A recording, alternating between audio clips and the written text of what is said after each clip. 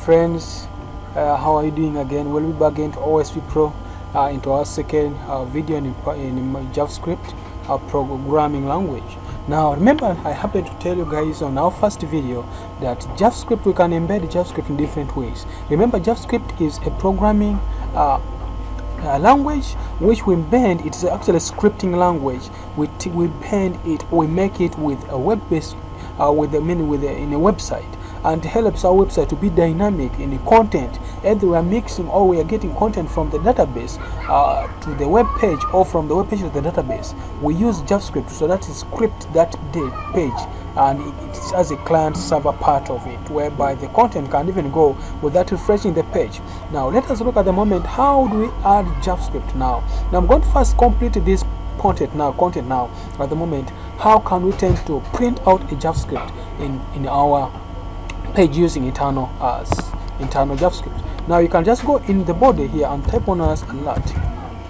Now when you give alert here, anything that you want JavaScript to take part of it becomes inside here. So since I'm going to just print one as hello world, like that. Remember, I'm using this part of the page in the heading section.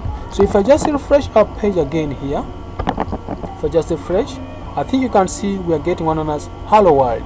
Now this hello world is because of JavaScript. JavaScript is still running in the page. Now I'm going to test all the three to show you guys how this thing tends to work. You can either use your JavaScript here, or you can even just comment this. That's how we give a comment. I'll show later on how to give up a comment in JavaScript. So for that reason, I'm just going to cut this part off. I'm just going to cut that. Whether you give it here or you give it here, my friend, still work the same. So that's how we tend to print up a simple JavaScript in our page.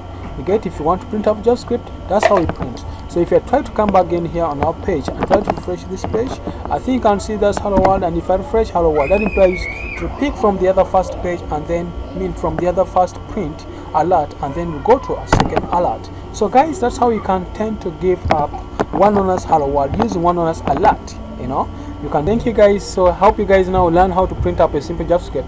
I'm going to show you another more ways how you print up your JavaScript in a given file. So guys, make sure you subscribe to my channel. If you want to comment, please comment. May God bless you. Thank you. Love you.